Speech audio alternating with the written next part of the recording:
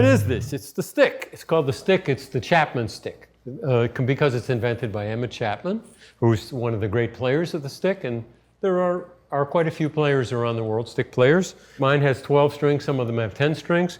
Bass strings.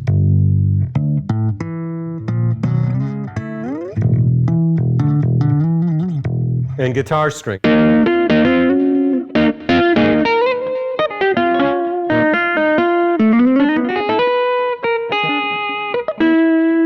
If you're bold enough, you want to play both sides. That's not hard because you play it with a hammer-on technique, as is obvious.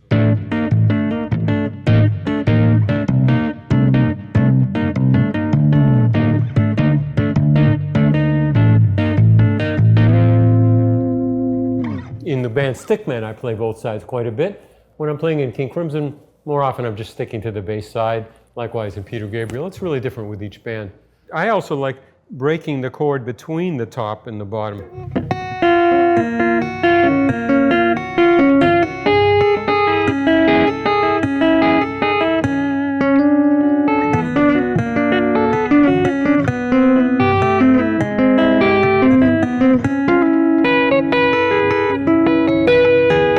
These bass strings are backwards, and they're also in fifths, like a cello.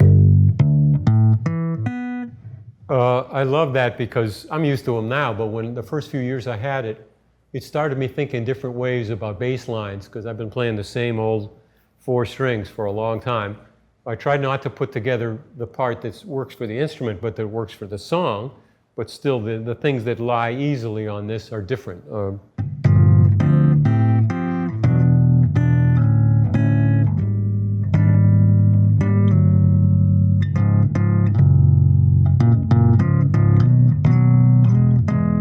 And as for tone, yeah, it's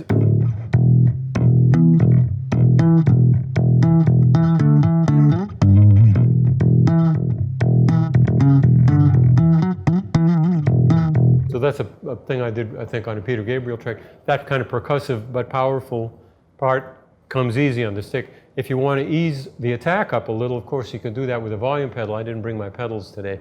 It's quite easy to make this sound like a cello or actually a violin a little bit on the high notes.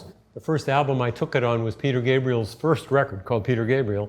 And I opened the case up and the producer saw it and said, close the case, I don't even want to see that instrument. And in fact, I didn't know Peter before I met him at that session, so there was no talking to him ahead of time. That was the day that I met him in July '76. Interestingly, the same day I met Robert Fripp, who was one of the guitar players on that session. So it was pretty neat date for me.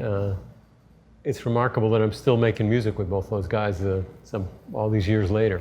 When I joined King Crimson in 1981, we made this album called Discipline, and in one of the pieces called Elephant Talk, I played a stick part that I kind of liked, and I said, hey guys, I don't usually do this, but I said, let's start with me. I'll just play this thing, and the thing is, it's very easy if I retune the string. There we go.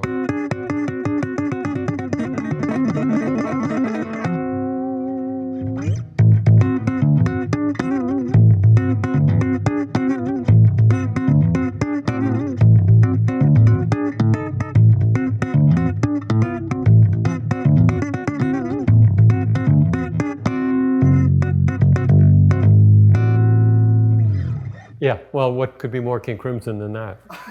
and you can play it like that, but I'm a little lazy guy. I thought, well, I can bar the chord if I tune it differently. So that's another thing you could do on this instrument that you really can't do on other instruments, I don't think.